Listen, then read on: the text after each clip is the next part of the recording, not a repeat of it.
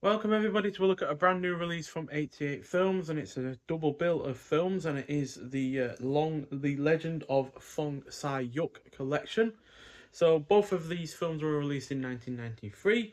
Both of them are martial arts action comedy films, both of which were directed by Corey Yuen, who also did the fantastic Writing Wrongs, as well as Yes Madame, She Shoots Straight, and The Enforcer, and both of which also starred Jet Li in a leading role, who we've recently talked about in the likes of Fist of Legend and Tai Chi Master, who was also in Black Mask, which is behind me, from Eureka.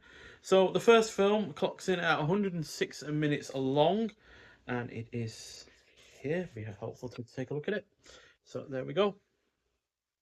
And yeah, it's about the secret Red Flower Society, who is committed to the overthrow of the evil Manchu Emperor and his minions. One of his governors is sent on a mission to retrieve a list of members of that secret society.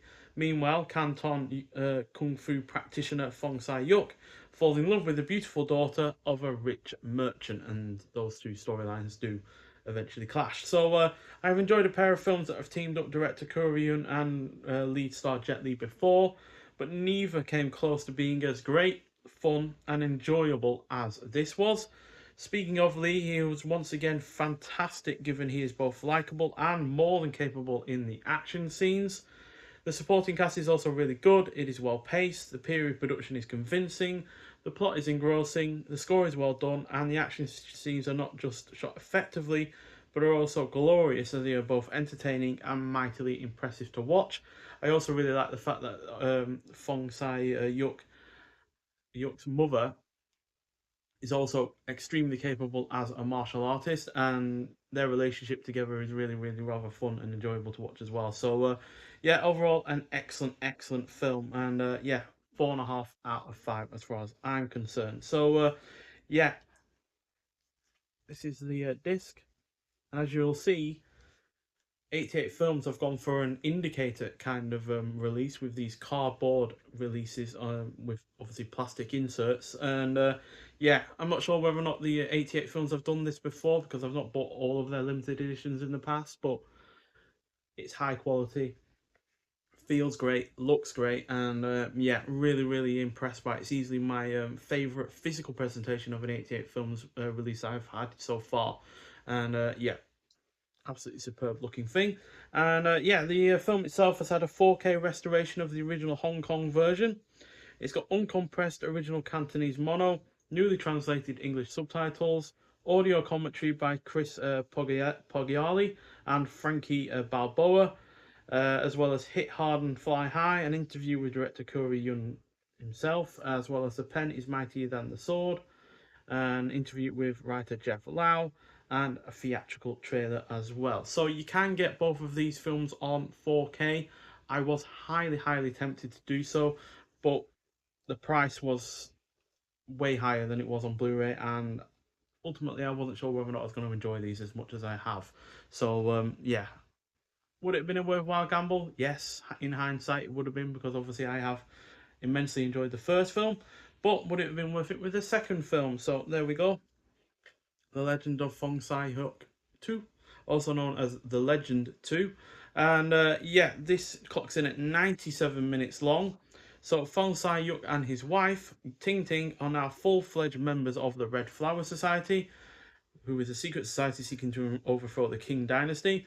The society's leader is Feng's godfather, Chan Ka-luk, who attends to groom Fong to become his successor. Chan's deputy, however, the ruthless Yu Chun-hoi, stands in Feng's way and tries to harm him. The society's members are unaware, however, that Chan is actually a long-lost young brother of the Qinlong Emperor. Although Chan is faithful to the society's cause, he fears that the members might renounce their loyalty to him if they discover his true identity.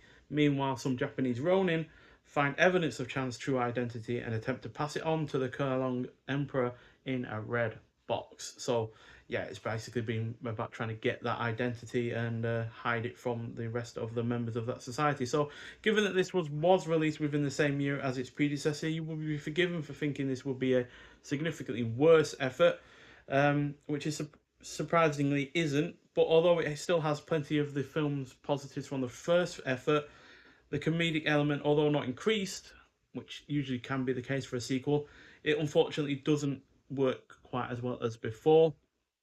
That said, the rest of the film does work, while it provides just as much entertainment when it comes to the action scenes, which mostly don't feel like a retread, and Jet Li is once again endlessly watchable. It also expands somewhat on the returning lead characters, has solid pacing, and the cinematography is on point. So, yeah, not quite as good as the first film, but still a 4 out of 5 film, which, quite frankly, given, like I said, it was a sequel, it releasing within the same year, it could easily feel like a rushed cash in, but it just didn't feel like that at all. And yeah, like I said, really expands upon the characters while also not feeling like a retread with its action scenes, which is also crucial. There is one action scene that is kind of similar, um, but it's only one of many, so it's not really feels like a bad aspect to it overall. So yeah, so again, this is at a 4K restoration of the original Hong Kong version. It's got uncompressed original Cantonese mono audio, newly translated English subtitles, audio commentary by Peter Giagowski and Frankie Balboa, and a theatrical trailer. So yeah, once again, really nice presentation with the cardboard, and yeah, nice looking artwork as well, which is new artwork, I believe. So yeah, and the box itself looks fantastic. Really, really do like it. Like the color scheme that it's got going on. That's the side. And there's the reverse. We also get a booklet with this.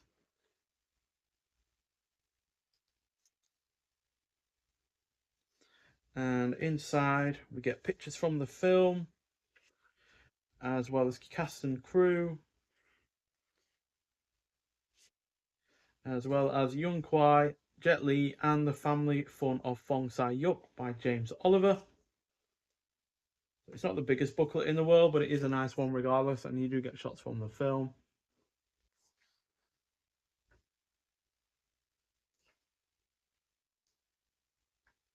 And then Fong Sai-yuk, Inventing History and the Hero Who Wasn't There by David West. And that's it. So yeah, nice booklet, nothing thick or anything like that, but it is nice to have it. And then we also get a double-sided poster on fantastic paper. It doesn't feel thin or flimsy or anything like that. So we get the two pieces of artwork that we've already seen on the actual slip covers.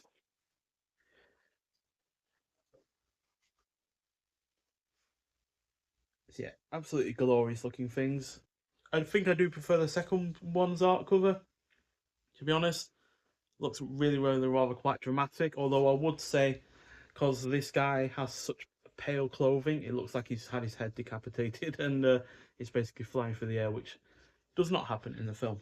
But yeah, still fantastic looking artwork, excellent presentation in terms of the physical aspects, as well as the restorations that they've had as well in terms of the discs themselves, because they do look glorious. I imagine they do look that bit better on 4K, but I had no issues with the Blu-ray in terms of picture or sound quality whatsoever. So if you are a little bit unsure about how much you will enjoy these films, then you will not be disappointed whatsoever with the Blu-ray, because at the end of the day, you still get all the extras, you still get the physical aspects, like the poster, booklet, and the solid box, but you're also paying a lot less for it. So, yeah, but nonetheless, if you have seen either of these films before, I'd like to hear your thoughts on them. But thank you for watching, and I'll see you in the next one. Bye.